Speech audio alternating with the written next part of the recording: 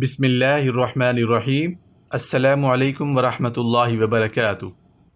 مصیبت کے وقت کی دعا۔ رسول کریم حضرت محمد الرسول اللہ صلی اللہ علیہ وآلہ وسلم نے ارشاد فرمایا، اگر کسی بندے کو کوئی تکلیف یا صدمہ پہنچے اور وہ یہ الفاظ کہے تو اللہ تعالیٰ اسے ضرور اس کا نعم البدل عطا فرما دیتے ہیں۔ سبحان اللہ سبحان اللہ۔ الفاظ میں آپ کے ساتھ شیئر کر دیتا ہوں۔ بسم اللہ الرحمن الرحیم۔ انا للہ و انا الیہ راجعون۔ اللہم اجرنی فی مصیبتی و اخلف لی خیرا منہا۔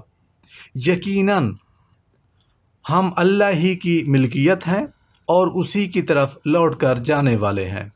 اے اللہ، مجھے میرے اس صدمے یا تکلیف کا اجر دے اور بدلے میں مجھے اس سے زیادہ بہتر دے۔